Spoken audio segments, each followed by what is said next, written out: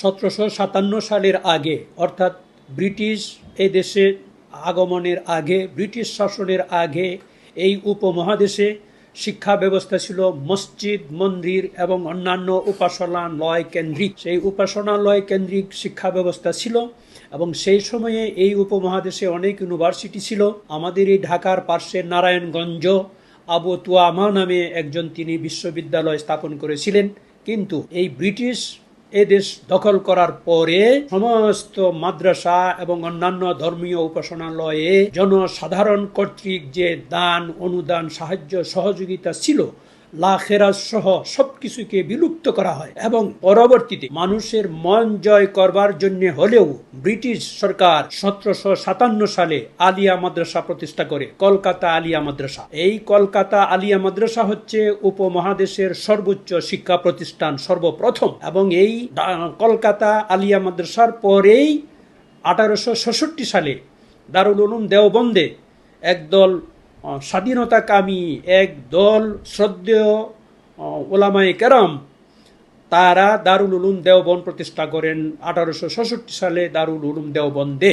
আজকের এই দুনিয়ায় দারুল উলুম দেওবন্দের আদলে বাংলাদেশ, পাকিস্তান, ভারত এবং অন্যান্য জায়গা সহ এমনকি ব্রিটেন, আমেরিকা সহ হাজার হাজার, বলা হয় লক্ষাধিক মাদ্রাসা পরিচালিত হচ্ছে। সেগুলো সাধারণ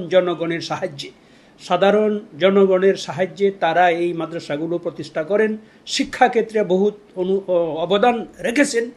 কিন্তু আলিয়া মাদ্রাসা পরবর্তীতে এই দেশ ভাগ হওয়ার পরে ঢাকার বকশীবাজারে মাদ্রাসা ই আলিয়া ঢাকা, এবং ওই আলিয়া মাদ্রাসাগুলোকে এক সময় এটাকে সরকারিকরণ করা হয়। দাখিল, আলিম, ফাজিলকে এসএসসি, এইচএসসি এবং গ্রাজুয়েশনের মান দেওয়া হয়, এবং বর্তমানে দাখিল, আলিম পাশ করেই একজন ছাত্র সে যে কোনো বিশ্ববিদ্যালয়ে পড়াশোনা করতে পারে।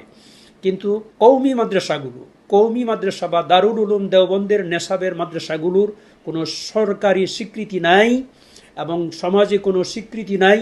তারা নিজস্ব সিলেবাস অনুযায়ী সেগুলোকে পড়াশোনা করান। বিগত সরকার তাদেরকে এই দাওরায়ে হাদিসকে এর সমমান দিয়ে, লুপ দিয়ে এটাকে স্বীকৃতি প্রদান করা হলেও এসএসসি, এইচএসসি এবং গ্রাজুয়েশনের সমমান না থাকায় এই মাস্টার ডিগ্রির সমমানকেও কাজে লাগানোর কোনো উদ্যোগ নাই।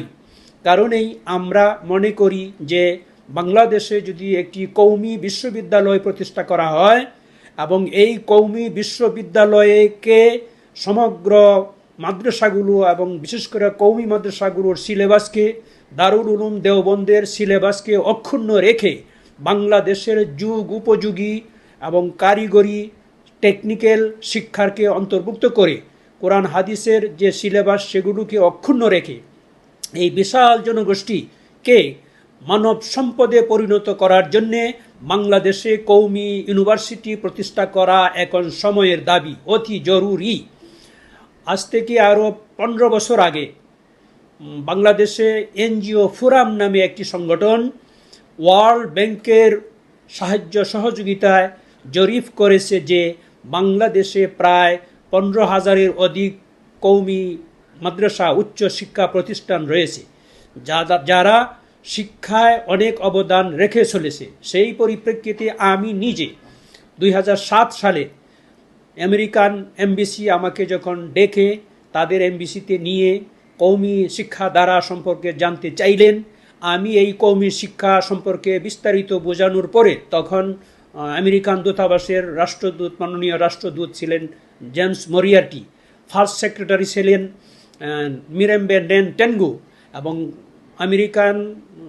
আমেরিকান শিক্ষা পরিচালক ছিলেন এনি বেম্পাস, এবং আমেরিকা থেকে আগত দক্ষিণ এশিয়া বিষয়ক স্কলার আমেরিকা সরকারের ডক্টর আসলাম আবদুল্লাহ, তাদেরকে নিয়ে মাইনুল ইসলাম হাটাজারি মাদ্রাসা, পটিয়া মাদ্রাসা, জামিয়া দারুল মাআরিফ, সুলতান যোগসাহ হুজুরের মাদ্রাসা, এগুলিকে পরিদর্শন করাই এবং তাদেরকে বোঝাতে সক্ষম হই যে বাংলাদেশে কওমি মাদ্রাসাগুলোর যে অবদান শিক্ষার খাতে সেটা অপরিসীম। তারা বুঝতে সক্ষম হন যে এরা অত্যন্ত সারা দেশব্যাপী শ্রদ্ধেয় এবং ভালো শিক্ষা প্রতিষ্ঠান হিসাবে তারা স্বীকৃত। এবং তারা আমাকে আশ্বস্ত করেছিলেন, আমেরিকান অ্যাম্বাসেডর এবং আমেরিকান দূতাবাস এবং আমেরিকান এডুকেশন পরিচালক তারা আশ্বস্ত করেছিলেন যে কওমি ইউনিভার্সিটি প্রতিষ্ঠা হওয়া সময়ের দাবি, এবং কওমি ইউনিভার্সিটি প্রতিষ্ঠিত হলে পরে আমরা কওমি ইউনিভার্সিটির জন্য লাইব্রেরির জন্য ভবন এবং লাইব্রেরির যত বই পুস্তক সব তারা দিবেন। আসার কথা হলো যে আমি ফখরুদ্দিন মঈনুদ্দিন সরকারের সময় থেকে শুরু করে প্রতি সরকারের সময়ই সরকারের একবার টপ লেভেলে কান্ট্রি এক্সিকিউটিভ প্রধানমন্ত্রী পর্যন্ত সবার সময় যোগাযোগ রক্ষা করেছি, কেউই এটাকে উদ্যোগ নেওয়ার জন্যে সহযোগিতা করেন নাই। আজকেও আমি এতে সচিবালয়ে প্রবেশ করে অনুমোদনের আবেদনপত্র জমা দিয়ে আসছি।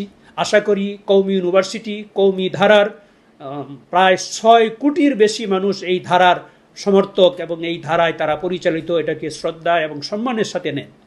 কারণ এই বিশাল জনগোষ্ঠীর জন্যে, এই বিশাল জনগোষ্ঠীকে মানব সম্পদে পরিণত করার জন্যে, দেশের উন্নয়নের জন্যে, শিক্ষা খাতে আরও বেশি অবদান রাখার জন্যে কওমি ইউনিভার্সিটি প্রতিষ্ঠা করা এখন সময়ের দাবি।